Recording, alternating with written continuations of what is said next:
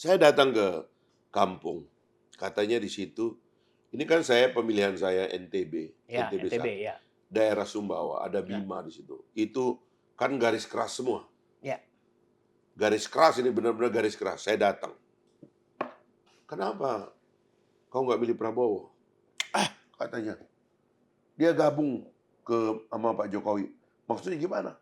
Loh, kenapa dia masuk ke kabinet Jokowi? Loh, emang lebih baik pemimpin kita bersatu atau Berantem, berkelahi? ya. Berkelahi. Begini dia. Lucu melihat Iya. Mahfud MD dan Nah, Muhaimin iya. tiba-tiba bersekongkol menyalahkan kabinetnya sendiri yang dia masih ada di dalam kabinet Iya, itu. iya, iya, iya. Kan lucu ini. Lucu, lucu.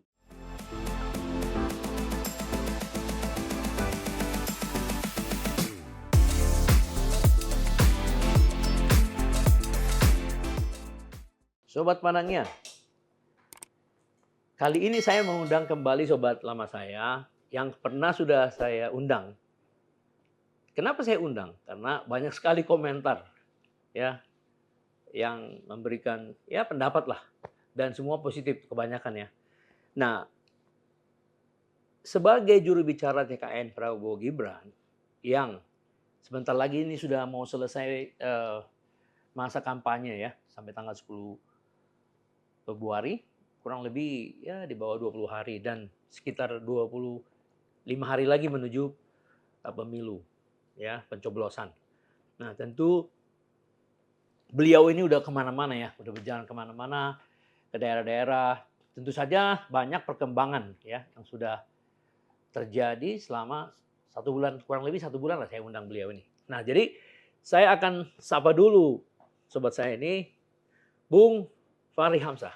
Selamat datang, Bung. Terima kasih. Oh, waktu lagi. Anda sangat sulit sekali ya. Terima kasih. Ya, terima kasih lah udah bisa datang ngobrol-ngobrol bincang ya. Ya. Santai kita. Nah, kira-kira apa perkembangan yang Bung lihat selama pergi ke daerah-daerah ya, selama masa kampanye ya?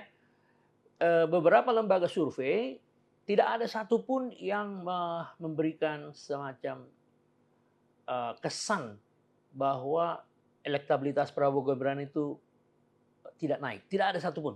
Ya. Mau Ipsos, LSI Jayadi Hanan, LSI Denny JA, indikator politik. Saya pantau semua itu angkanya di 45, 48. Tapi trennya naik. Nah, apa komentarnya? Saya kira apa yang saya pikirkan dari awal tentang jalan tengah politik Indonesia sekarang ini. Ketika Jokowi yang menang dalam 2 pemilu 2014, 2019. 2014 beliau mendapatkan kira-kira 53. Ya. Pak Prabowo 47. Kemudian 2019 beliau mendapatkan 55. Pak Prabowo 45. Itu ternyata ya seperti itulah. Itu ternyata kan kalau digabung dua orang ini kan bisa dibilang jadi 100%. Iya. Iya kan? Iya, betul, betul. Ya, kita boleh bilang, wah tentu ada yang nggak suka. Ya, tapi faktanya rakyat Indonesia 100% pernah memilih orang yang bernama Jokowi dan Prabowo. 2 kali dalam 100% dalam 2 kali pemilu. dalam 2 kali pemilu. Jadi kalau 2 orang ini bersatu, logikanya berkeping berapapun itu, faktanya bahwa 2 orang ini pernah dipilih oleh 100% rakyat Indonesia. Nah, itu sebabnya gagasan rekonsiliasi yang dulu saya bilang itu betul. sangat kuat. Itu sulit dibantah. Dan itu semakin hari semakin menunjukkan bahwa argumentasinya bersatunya Jokowi Prabowo dan berakhir dengan munculnya kandidat yang diasosiasikan dekat dengan Pak Jokowi yaitu Pak Prabowo Gibran. Itu sangat kuat dan tidak bisa dibantah. Inilah yang menyebabkan rakyat semakin yakin bahwa kalau kita mau melanjutkan apa yang sudah baik ini, kalau kita mau mencapai Indonesia emas, kalau kita mau Indonesia mandiri, kalau kita mau Indonesia stabil, kuat, dihormati orang, dibanggakan orang, tambah lagi argumen tadi malam itu, Kalau kita mau punya pemimpin muda yang Ya, mengakomodir ya. 60% pemilih kita sekarang di kaum muda, Iya iya iya iya iya. pasangan Prabowo Gibran tidak bisa dibantahkan. Itulah Hmm. yang kira-kira melata sekarang di benak masyarakat, ya, di seluruh Indonesia sehingga orang tuh hari-hari mengatakan pindah ke Prabowo Gibran.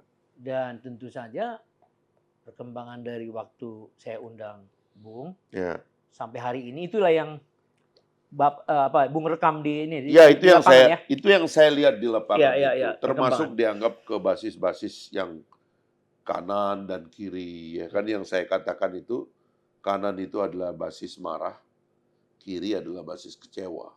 Oh, iya iya. Kanan itu munculnya sebenarnya itu hanya karena mengeksploitasi kemarahan orang karena dianggap antara Pak Prabowo dan Pak Jokowi itu seharusnya tidak bersatu. Oh. Karena mereka membayangkan Pak Prabowo terus akan berkelahi melawan Pak Jokowi. Itu pikirannya. Nah, sehingga Oh. waktu Pak Prabowo sama Pak Bersatu, Jokowi bersatu, ada rekonsiliasi. kemarahan di sebelah kanan. Ya ya. Inilah yang kemudian diambil melalui Anies Baswedan Ya ya ya. oleh partai sponsor yang merasa bahwa ini masa bisa menjadi masa partainya. Ya ya ya ya ya. Jadi tidak terlalu tulus itu alasannya itu Ya mengambil ya itu. ya ya ya. Maka saya mengatakan ini masa yang sebenarnya gampang kita selesaikan. Dan di sebelah kiri itu ada masa kecewa. Ya. Kenapa disebut masa kecewa? Karena memang tadinya ini adalah pendukung Pak Jokowi yang melihat seolah-olah Mengharapkan. Pak Jokowi akan mendukung Ganjar. Ya ya. Gitu. Ya, ya. Tapi kan Pak Jokowi tahu bahwa kalau kita mau membangun rekonsiliasi, survei tertinggi adalah Pak Prabowo. Oh. Dukungan kabinet terbesar kepada Pak Prabowo. Iya iya iya. Dukungan semua partai mengarah kepada Pak Prabowo. Iya. Meskipun Pak Ganjar partainya bisa dapat 1 tiket, tapi ini bisa jadi lebih dari 2 tiket. Oh. Harusnya ini mau jadi wakil. Iya, oh. Karena tidak mau jadi wakil, Iya iya iya. dia muncul sendiri, ya Pak Jokowi bilang tidak bisa. Ini kan komitmen kita dalam kabinet untuk membangun rekonsiliasi dari awal. Harus dilanjutkan. Ini yang harus dilanjutkan. Silakan kalau mau ikut. Ikut jadi wakil. Ya. Waktu itu kalau itu kejadian ya udah pemilu itu gampang sekali Ya. kan. Pikirannya waktu itu. Ternyata tidak mau. Ya. Menganggap seolah-olah Ya, dengan ya, berdiri sendiri, nggak perlu didukung Pak Jokowi, akan bisa besar. Ya, Ternyata ya. trennya menampakkan bahwa Pak Jokowi komit dengan rekonsiliasi, Pak Prabowo adalah calon presidennya, yang karena di sebelah sini nggak mau jadi wakil, Ya. maka yang diaklamasikan untuk menjadi wakil adalah Mas Gibran, Ya, yang adalah anak biologis dari Pak Jokowi gitu. Apa yang terjadi? Masa ini kecewa. Ya, tentu saja. Sedikit sekali, karena sebagian besar adalah ikut kepada pilihan Pak Jokowi. Ya, Nah, ya. jadi dari semua yang saya lihat di lapangan, itu cuma trennya. Dan tidak ada yang kira-kira dapat menjadi satu sumber kekuatan yang mengatakan ini benar, ini beralasan, ini serius, nggak ada. Ya. Sebelah sini marah, sebelah sini kecewa. Cuman itu Ya. yang saya lihat di lapangan gitu. Ya. Makanya saya terus terang kalau keliling ke basis-basis ini, gimana sih kita menghadapi orang yang marah dan kecewa? Ya kita rayu. Dalam rayuan inilah kita melihat terjadinya perpindahan masif. Oh. Apalagi faktanya, Ya. anak-anak muda Indonesia sekarang melihat di depan matanya seorang anak muda yang tadinya diremehkan, dilecehkan, dianggap bego dan sebagainya, ternyata pintar. Dalam 2 kali debat bisa Iya. bikin mulut orang tua tertutup itu. Bahkan bisa bikin marah itu yang terakhir itu. Itu artinya Iya. the leader is born. Jadi Iya, sudah iya. lahir ini pemimpin ini. Jadi semakin yakin pemilih-pemilih itu ya. Semakin yakin ditambah anak muda. Iya, pemilih-pemilih Gitu. anak muda ya. Iya. Iya. Itu yang akan kita lihat ke depan ini adalah satu kombinasi kepemimpinan yang betul-betul dari awal memang alasannya untuk memimpin dan menang itu kuat sekali. Iya. Sementara yang lain ya mohon maaf tidak relevan. Tidak ada alasannya. Iya. tidak kuat argumentasinya. Kenapa dia muncul sebagai alternatif? Gitu. Iya, iya. Nah, saya kan sering bilang, kenapa nomor 1 dan nomor 3 tidak memperkuat alasannya untuk melawan? Hmm. Kan saya ini orang lama dalam politik. Ya. Seperempat abad lebih saya kerja di 25 tahun, Senayan. ya, betul. Saya lihat struktur politik, sistem politik. Saya menulis banyak tentang negara, saya tulis tentang pasar, tentang rakyat, tentang parlemen, ya, tentang reformasi kelembagaan negara. Saya tulis semua itu. Dengan sistem kita sekarang ini, adanya presidensial threshold 20% ini, tidak memungkinkan terjadinya kandidat yang betul-betul bersumber dari satu kesatuan pikiran dan ideologi. Mustahil itu. Mengapa?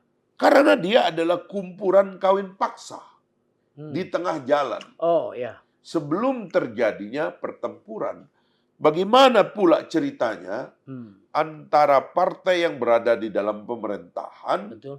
tiba-tiba dia keluar, dia bilang kami oposisi. Padahal masih ada di dalam kabinet. Bergabung dengan partai yang berada di luar pemerintahan, seolah-olah perkelahian mereka 7-8 tahun ini tidak pernah ada. Hanya menuju 20. Hanya menuju 20. Alasannya itu betul-betul Iya, iya. adalah koalisi tiket. Iya, Bukan koalisi ideologi. Iya, Bukan koalisi pemikiran. iya. Ini orang sebenarnya tadinya bertengkar semua. Tiba-tiba bersatu. Tidak ada alasannya. Satu. Iya. Yang kedua, sebelah kiri juga demikian. Ya Iya, kan? iya, iya. Alasannya tidak ada. Nah, sekarang, maka saya katakan waktu itu, satu-satunya alasan yang memungkinkan pertarungan Pilpres menjadi substantif adalah apabila antara yang sedang berkuasa, the ruling party dan the ruling cabinet, berhadapan dengan yang keluar menentang semua gagasan yang ada di dalam kabinet. Oposisi. Oposisi. Meskipun sistem itu tidak ada Tidak dalam ada. konsep presidensialisme. Tapi seharusnya, kalau kita lihat di negara-negara presidensial, Amerika katakanlah yang paling unik karena dia sistem 2 partai. Kalau Republik menang di presiden, Demokrat biasanya ngambil alih Kongres. Iya. Atau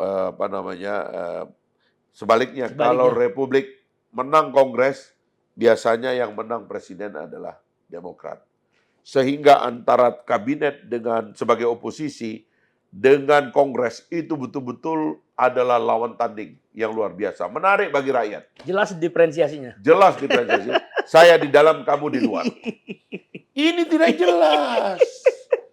Tidak dibikin jelas pula sampai hari ini. Iya. Lucu melihat Iya. Mahfud MD dan Muhaimin Iya. tiba-tiba bersekongkol menyalahkan kabinetnya sendiri yang dia masih ada di dalam kabinet itu. Iya. Kan lucu ini. Lucu. Bagaimana cerita aku sama abang ini kita Iya. kongsi, Iya. ya kan?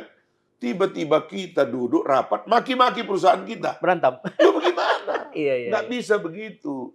Kalau Anda betul-betul ingin punya warna, keluar dan katakan, kami di luar, kami tidak setuju dengan cara Anda memimpin, kami tidak setuju dengan program ini, dengan isu ini dan sebagainya, dilawan. Rakyat bilang, ini alternatif. Sekarang nggak bisa dilihat alternatif. Profesor Mahfud MD mengeritik penegakan hukum, mengeritik polisi, mengeritik tentara. Loh, presiden untuk bidang itu namanya Mahfud MD. Iya, betul. Karena dia Menko. Iya. Menko itu nggak ada undang-undangnya. Dia ditunjuk oleh presiden sebagai orang kepercayaan. Pak Mahfud, saya angkat Anda jadi Menko, bereskan ini sektor Polhukam. Iya. Bereskan ini polisi, bereskan ini mafia, bereskan ini ketidakbenaran dalam bidang hukum. Ya. Tiba-tiba dia tidak lakukan, dia jadikan keluhan dalam debat. Sama juga ini Pak Muhaimin, karena menterinya banyak dalam kabinet, harusnya dia sebagai ketua umum memberikan arahan. Loh, tiba-tiba dia ngambil keluhan dari rakyat, yang harusnya keluhan itu dilaksanakan oleh menteri-menterinya. Jadi mereka jadi komplainer. Itu dia. Padahal dia di dalam. Padahal dia di dalam. Itu. Inilah. keanehan-keanehan Confused ya. ini yang menyebabkan rakyat bilang, tidak ada alasannya orang-orang itu bergabung. Tidak ada alasannya Oh. orang itu jadi calon. Tidak ada. Yang ada alasannya itu tadi itu.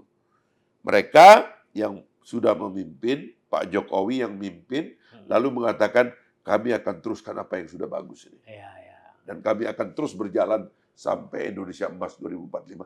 Itu yang mantap. Iya, iya, iya. Nah, itu yang saya lihat. Kenapa? Surveinya itu memang terus naik dan sekarang menurut saya sudah melampaui 50%.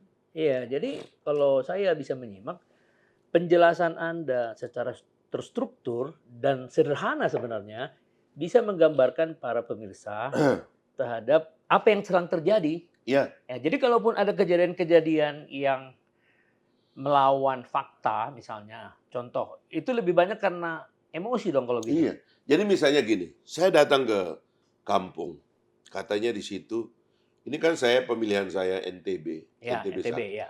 daerah Sumbawa, ada Ya. Bima di situ. Itu kan garis keras semua. Ya. Garis keras ini benar-benar garis keras. Saya datang. Kenapa kau nggak pilih Prabowo? Katanya. Dia gabung sama Pak Jokowi. Maksudnya gimana? Loh, kenapa dia masuk ke kabinet Jokowi? Loh, emang lebih baik pemimpin kita bersatu atau berkelahi? Berantem ya. Berkelahi. Begini dia. Oh iya juga ya. Jadi dia bersatu. Iya, iya, iya, iya. Coba kalau kemarin nggak bersatu. Iya, iya. Itu COVID siapa yang ngurus? Iya, iya. Ini kelangkaan pangan siapa yang Iya, ngurus? iya, iya. Ini El Nino siapa yang ngurus? Coba kalau kita berkelahi, rakyat ini terbengkalai semua. Sekarang ini bansosnya segala macam lancar tuh. Ya. Karena ada kesepakatan bahwa rakyat lagi susah dan dibantu. Iya, iya. Benar juga ya. Ya. Jadi bagus itu. Bagus. Jadi dia. Iya, iya. Jadi saya tangkap banyak Ah. sekali YouTuber dari NTB. Ya. Ada beberapa orang ya, ada Bang Jun dan seterusnya dan Ya, ya. seterusnya. Itu dia mengklaim 70-80% dari sini Prabowo. Itu baru tahun ini saya lihat itu ya. Ya memang kan proyek saya di sana itu adalah mengembalikan pemilihnya Pak Prabowo dan mengembalikan kesadarannya. Karena ada yang unik juga NTB itu. Pak Jokowi kalah telak di NTB. Tapi proyek-proyek besar di NTB luar biasa. Iya, iya. Itu juga yang mengharukan.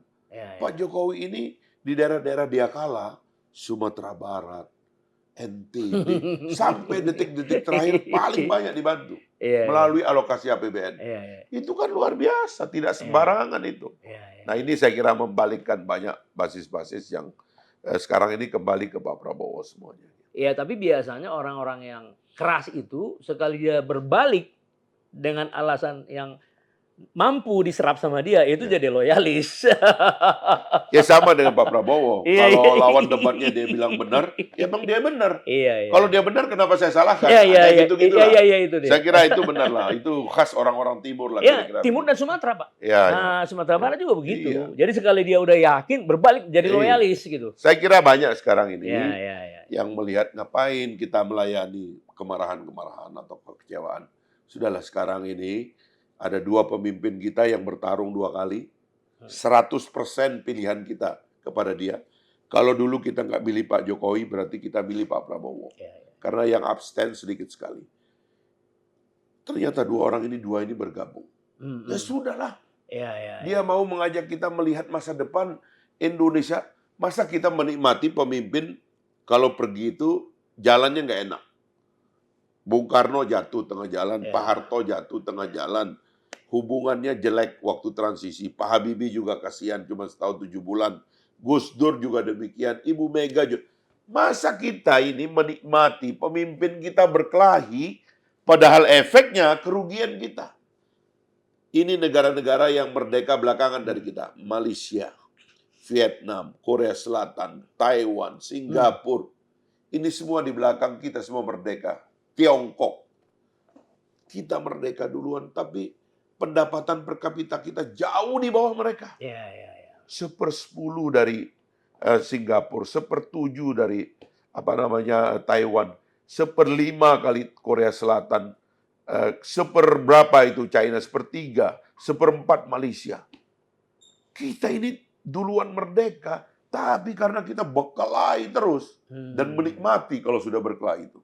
Sekarang Ini ada orang ngajak kita bersatu, kenapa kita nggak teruskan aja? Iya, iya, Gitu ceritanya. iya, iya. Nah, saya kira perasaan ini sekarang agak kuat di rakyat kita itu. Jadi artinya kesimpulan sedikit, short conclusion bahwa orang-orang yang kecewa itu akan semakin hari akan semakin sadar, menyadari ya. Ya.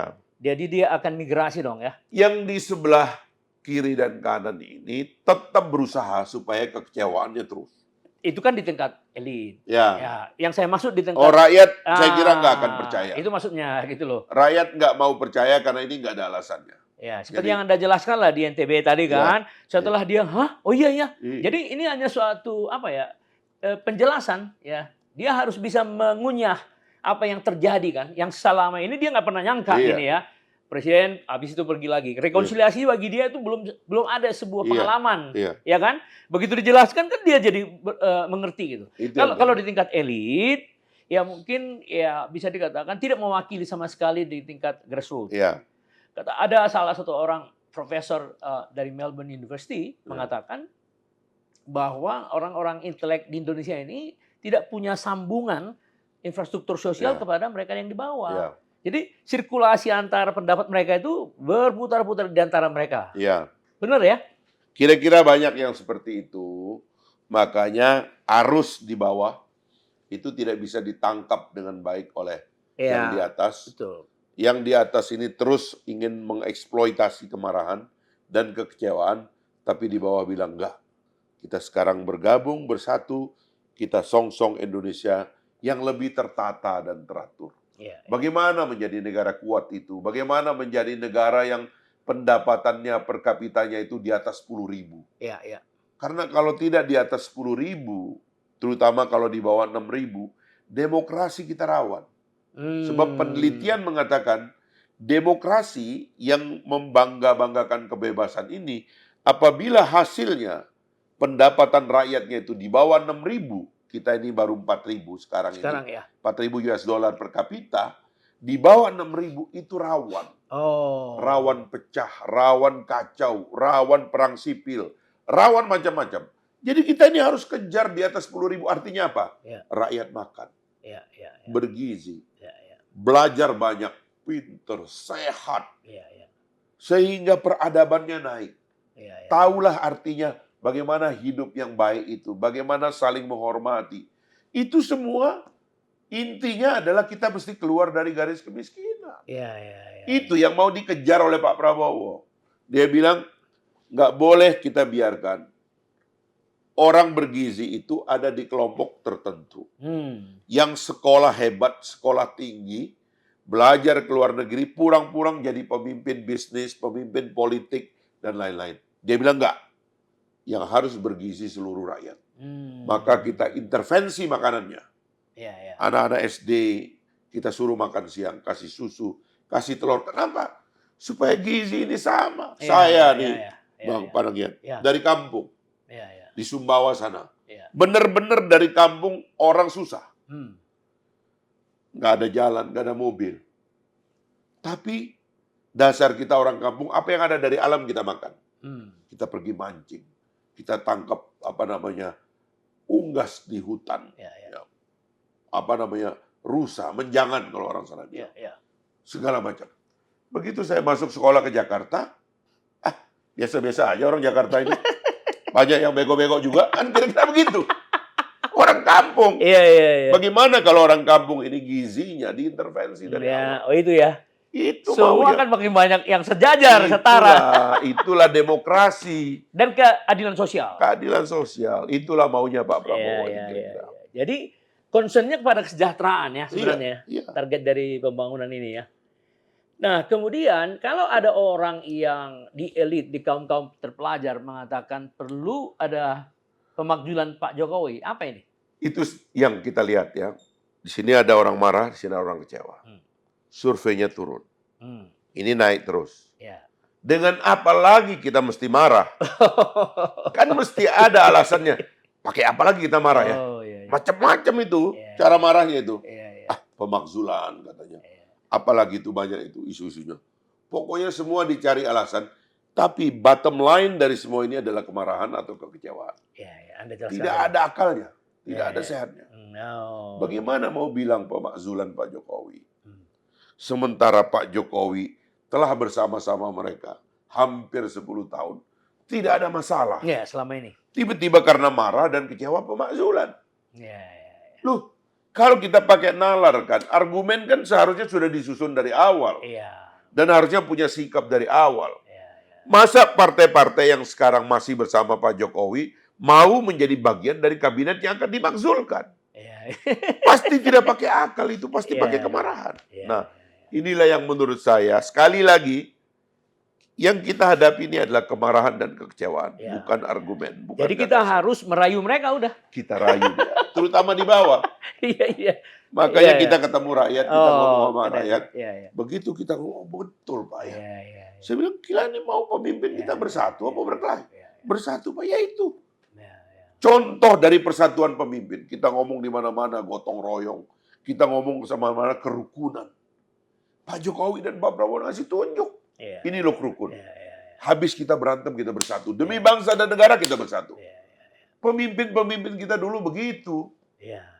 Ini orang-orang dari Partai Masyumi, dari PNI, dari PSI, dan lain-lain itu. Kalau sudah berantem itu di dalam rapat baik konstituante maupun hasil pemilu tahun 55, keras sekali kayak orang saling makan. Tapi begitu selesai kita saudara, bangsa harus menuju ke depan. Kita harus bersatu utuh negara.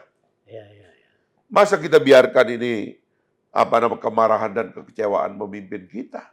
Padahal kita bilang kita bangsa yang gotong royong, tepo seliro, rukun dan sebagainya.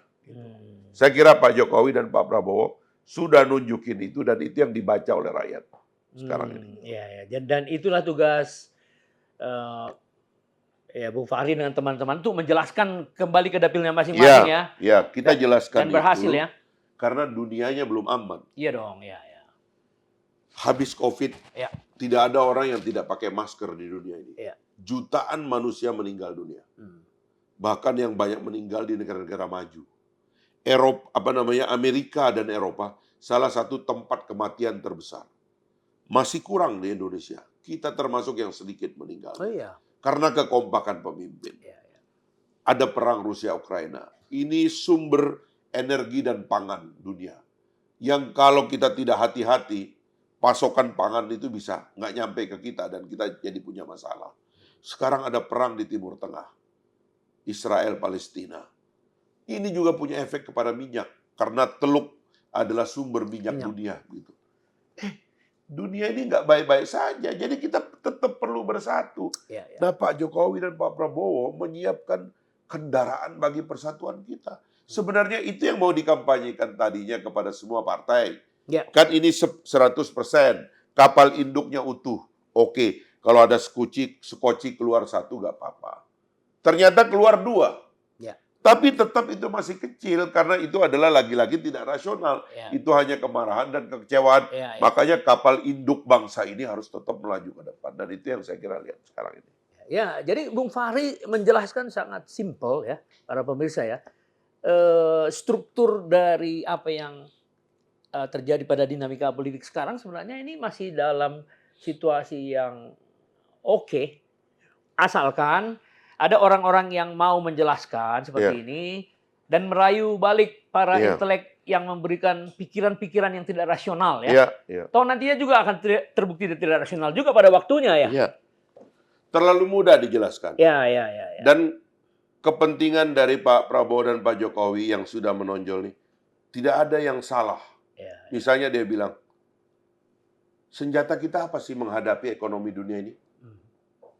SDM kita belum kuat, ya. Meskipun banyak ada demographic bonus, teknologi kita belum tinggi, ya kan? Modal kita belum kuat. Kan kalau di dalam teori kapitalisme itu kan tanah, ya kan, modal, ya kan, sumber daya manusia, ya kan, man, money, machine dan seterusnya. Manajemen dan sebagainya. Ini banyak yang kita belum punya. Yang kita kuat apa? Sumber daya alam. Tahan itu. Hilirisasi. Bilang sama negara-negara lain, kami mau teknologi. Bawa teknologimu ke sini, kau proses di sini. Bukan kita melarang orang beli sumber daya alam kita, tapi tolong bantu kami sumber daya alam ini kami mau pakai untuk mencerdaskan bangsa kami sendiri. Bawa teknologinya ke sini, bawa uangmu ke sini. Kenapa kami mesti kirim bahan mentah? Sejak zaman Belanda dulu kami belum merdeka, kami sudah kirim bahan mentah. Itu yang membuat Eropa itu hidup, itu yang membuat Amerika ada, Jepang itu ada karena bahan mentah kita. Cina sekarang, Korea menjadi superpower baru. Karena apa? Karena sumber daya alam kita. Ya. Loh, kata Pak Prabowo dan Pak Jokowi, Hmm. apa yang kita hadapi? Oh, perang di WTO, diancam di sini, IMF nolak dan sebagainya. Loh, ini barang-barang kita. Coba sekarang kita nego ulang. Oh. Hilirisasi. Ya. Ini ada nikel namanya. Ya. Nikel ini lagi booming nih, baterai-baterai orang bikin mobil, HP dan sebagainya. Oke, tapi kau beli di sini, proses di sini. Kalau mau bawa pabrik bawa sini. SDM kami masih lebih murah, teknologi bisa dibawa, uang bisa kalian bawa. Apalagi masalahnya? Oh, mereka ingin tetap hidup dan kita ingin tetap dijadikan sumber dari bahan mentah yang murah. Kita bilang jangan dong. Ya. Ini banyak yang nentang. Yang nentang dari mana? Nah, ini kemarin tuh ada calon presiden yang mulai nentang. Oh. Yang dia bilang, nikel sudah nggak ada harganya katanya. Sudah ada teknologi baru. Target dia adalah supaya kita menghentikan hilirisasi. Ya. Dan ini satu-satunya senjata yang mau dilucuti oleh mereka. Dan dua pemimpin kita ini, Pak Prabowo dan Pak Jokowi ini keras kepala. Ya. Dia nggak mau hentikan ini. Dia bilang, nggak, kita lawan. Ya. Karena kita mau menjadikan ini sebagai sumber daya kekuatan kita masa depan. Bergen dong. Ya. Pak Prabowo pidato di depan dubes-dubes. Ini kan yang dipertanyakan. Apa jawaban Pak Prabowo? Mohon maaf, dia bilang. Kami nggak pernah menghambat barang Anda dijual sini. Teknologi tinggi. Mobil Anda, elektronik Anda. Tapi kenapa kami mau jual barang mentah aja? Screeningnya tinggi. Tidak sesuai ini, tidak sesuai ini. Ditolak. Padahal barang-barang ini masih merupakan barang yang dulu dalam tanam paksa kerja rodi, kami disuruh tanam oleh negara kamu. Kok sekarang kita dipersusah? Mari kita bikin fair trade. Ya. Kita tidak anti free trade, Ya. perdagangan bebas. Ya. Tapi kami mau fair trade. Ya. Kita fair dong. Kalau lu bebas jual barang ke sini, kenapa kami nggak bebas nahan barang kami untuk diolah di sini? Kan itu fair dong. Ya. Saya kira Barat juga nggak bisa membantah, asalkan kita bersatu. Tapi kalau sebagian jadi antek asing juga, pingin ganggu-ganggu kita juga, ya itu nanti masalah. Oh, iya. Kita hadapi lah. Nah, yang ini gitu-gitu. menarik. Jadi ide rekonsiliasi Partai Bulan Bintang, Anies Mata, Partai Gelora. Partai Gelora, Anies Mata dengan Anda sebagai wakil, pada beberapa waktu kita podcast, saya bisa melihat begini, apakah benar? Pak Jokowi melihat apa yang di dalam pikirannya selama 5 tahun. Dia melihat apa yang ditulisnya Pak Prabowo di dalam bukunya. Ya. Cinta tanah air, percaya diri, Ya. mau bernegosiasi. Jadi mereka ini melihat kesamaan. Gimana? Ya. Benar? Dulu itu ada Fakultas Ekonomi UI, didirikan oleh Pak Mitro. Pak Mitro ini adalah bapaknya Pak Prabowo. Ya. Pak Mitro ini adalah seorang tokoh partai sosialis. Anggotanya Sultan Syahrir. Ya. Bikin Fakultas Ekonomi. Pikirannya tentunya karena dia adalah ekonom yang beraliran kiri sebenarnya. Harusnya pemikiran ekonomi yang berkembang di Indonesia ini agak ke kiri-kirian. Sosialis. Tapi kemudian begitu komunis jatuh dan Orde Baru mulai, maka yang menawarkan bantuan ini kan negara-negara kapitalis, terutama Amerika Serikat. Maka School of Thought dan kampus-kampus mulai banyak yang beraliran kapitalisme. Sosialisme ditinggalkan, kapitalisme yang berkembang. Makanya dulu ada yang namanya mafia Berkeley dan sebagainya. Pak Prabowo itu adalah, dan Pak Jokowi, menurut saya yang dia temukan sekarang ini adalah merestore kembali ekonomi Pancasila. Yang difikirkan oleh, sebenarnya tokoh sosialis juga, tapi dia memakai istilah mendayung di antara dua karang. Bung Hatta yang mengatakan yang demikian. Iya. Jadi maksudnya tuh gini, kita memang menolak sosialisme karena ini nanti mengarah kepada sentralisme dan otoritarianisme. Tapi kita juga tahu bahwa kapitalisme itu adalah ideologi yang kadang-kadang abai dengan keadaan rakyat. Keadilan Ya, sosial. abai dengan keadilan sosial. Mau ya kita coba punya pikiran baru. Itu yang saya lihat ditulis oleh Pak Prabowo secara konsisten, sehingga itu juga menjadi semacam pikiran yang dibaca. Dan menurut saya, dalam 4-5 tahun terakhir ini, waktu beliau bergabung dengan Dengan Pak Pak Jokowi. Jokowi, dia banyak menginterupsi kebijakan Pak Jokowi yang sangat kapitalis liberal, Oh, termasuk soal hilirisasi. Kenapa Pak Jokowi agak berani dengan hilirisasi? Pak Prabowo backup. iya, iya, itu maksud saya. Beliau backup Iya, iya, keputusan iya, itu. iya, iya, iya. Partainya besar di parlemen, beliau backup dan yang lain akhirnya ikut. Iya, iya, Nah, jadi menurut saya sudah ada pemikirannya ini. iya, iya. Dan ini harus kita kembali kepada ekonomi Pancasila jalan Iya, tengah. iya. Jadi maaf, itu yang selalu dikumandangkan oleh Pak Jokowi di tengah-tengah ketika dia berbicara dengan relawan. Ya. Hati-hati memilih pemimpin. Ya. Jadi ada di benaknya itu sudah ada semacam persamaan, Ya. chemistry Ya. antara pemikiran dia yang sudah 5 tahun, tadi Anda bilang Ya. hilirisasi, Ya. dengan potensi yang ada pada diri Pak Prabowo. Ya. Betul nggak itu? Ya. Jadi intinya adalah Pak Jokowi ingin nunjukin bahwa negara harus punya posisi kuat di depan pasar. Iya, betul. Sebab pasar itu tidak ada negaranya. Pasar itu tidak punya kewarganegaraan. Ya. Uang tidak punya kewarganegaraan. Ya. Ya. Jadi kalau istilah kaum kapitalis itu, dia bilang greed is good, Iya. rakus itu Baik, bagus, ya. money never sleep, Ya. dan uang juga tidak punya kewarganegaraan. Karena itu negara harus menjadi salah satu pemain yang mengintervensi apabila pasar tidak berlaku secara sempurna untuk menciptakan keadilan sosial dan kesejahteraan, Iya, iya. maka negara harus hadir. Iya, iya, iya. Nah, kira-kira itulah yang dipraktekkan kira-kira 4-5 tahun terakhir ini yang menyebabkan muncullah gagasan-gagasan ekonomi baru di Indonesia yang sekarang kita sebut Jokowinomic dan Prabowonomic. Oh, jadi itu gagasan rekonsiliasi dong ya? Rekonsiliasi. Ya. Jadi udah bener ini semua alurnya, kuat ini gagasan. Ya. Kesejahteraan udah kelihatan di depan mata. Jadi saya kira inilah yang menyebabkan rakyat tuh hari demi hari makin lama makin berbondong-bondong untuk ikut. Jadi kita hanya tinggal tunggu waktu aja nanti. Mudah-mudahan.